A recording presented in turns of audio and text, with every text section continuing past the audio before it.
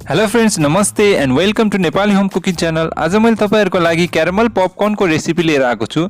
यसलाई बनाउने तपाईले 5 मिनेट भन्दा धेरै लाग्दैन र तपाईको बच्चाहरुलाई यो सारै नै मन पर्नेछ।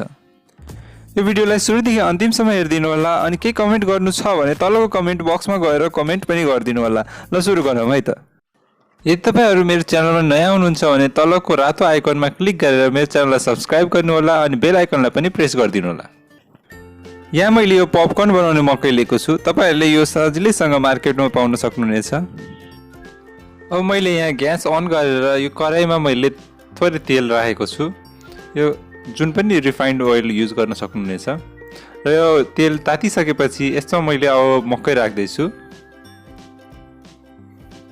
यो मकैलाई एकछिन चलाउनु होला र यो आफै फुट्न स्टार्ट गर्न थाल्छ। अब यो फुट्न स्टार्ट गरिसकेपछि यसलाई छोप्नु होला अनि टाइममा कराईलाई यसरी अलिअलि हलाउनु होला। यस्तो गर्यो भने इभनली हाम्रो मकै फुट्छ। हेर्नुस् त हाम्रो मकै कति राम्ररीसँग फुटिरहेछ। अब हाम्रो यो मकै 1 मिनेट भित्रमै सबै फुटेर रेडी भइसकेको हुन्छ र हाम्रो यो पपकर्न रेडी भइसकेको छ। अब यसलाई मैले यो एउटा बलमा ट्रान्सफर गर्दै छु। अब हाम्रो पपकर्न त बनिसक्यो, तर अब मैले चाहिँ तपाईहरुलाई क्यारामल पपकर्न बनाउँछु भनेर भनेको छु। त्यही भएर अब मैले क्यारामल रेडी गर्नुपर्ने हुन्छ। यदि तपाईहरु यो च्यानलमा नयाँ हुनुहुन्छ भने मेरो च्यानललाई सब्स्क्राइब गरिदिनु होला। अब अहिलेकै कराईमा क्यारामल बनाउन गइरहेको छु। त्यसको लागि मैले 1 बाउल चिनी लिएको छु। यो चिनीलाई अब हामीले क्यारामलमा ट्रान्सफर्म गर्नुपर्ने हुन्छ। त्यसको लागि हामीले मिडियम फ्लेममा यसलाई चिनीलाई पकाउनु पर्ने हुन्छ। हाम्रो चिनी मेल्ट भइरहेछ। यो चिनी मेल्ट भइसकेपछि हाम्रो यसको कलर पनि चेन्ज हुन थाल्छ र यसको धेरै हामीले कलर चेन्ज गर्नु पर्दैन। यसमा मैले बटर राखेको छु एउटा क्यूब। बटर आफै मेल्ट हुन थाल्छ यसमा।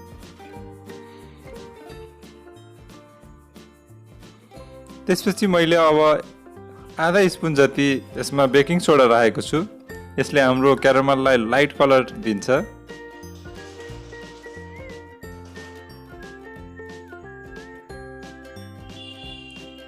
त्यसपछि मैले यसमा थोरै नुन राखेको छु हाम्रो पपकर्नलाई अलिकति सल्टी बनाउनलाई। अब हाम्रो यो क्यारामल रेडी भइसकेको छ। अब यही क्यारामलमा मैले आफ्नो सबै पपकर्न यसमा राख्दै छु र यसलाई राम्रोसँग इभनली कोट गर्नुपर्छ। स्प्याचुलाको हेल्पले हामीले यसलाई राम्रोसँग मिलाउनु पर्ने हुन्छ। इभनली कोट त हुँदैन, तर कम बेसी भइहाल्छ। अब हाम्रो यो क्यारामल कोटेड पपकर्न रेडी भइसकेको छ। अब यसलाई मैले एउटा ट्रेमा ट्रान्सफर गर्दै छु। यो ट्रेमा राम्रोसँग फैलाएर यसलाई राख्नु होला। यो पपकर्नलाई एकछिन हावामा छोडिदिनु पर्ने हुन्छ र यो आफै हार्ड हुन्छ। यस्तो हाम्रो यो क्रिस्पी क्यारामल पपकर्न रेडी भइसकेको छ। यो क्यारामल पपकर्न ड्राई भइसकेपछि यसलाई हामीले हातले सजिलैले तोड्न सक्छौं र यसै गरी तपाईहरुले पनि छुटाउनु होला सिंगल पिसमा। यति गरिसकेपछि हामीले हाम्रो घरमै क्यारामल पपकर्न बनाएर इन्जोय गर्न सक्छौं। तपाईहरुले यो क्यारामल पपकर्नलाई एयरटाइट कन्टेनरमा स्टोर पनि गर्न सक्नुहुनेछ।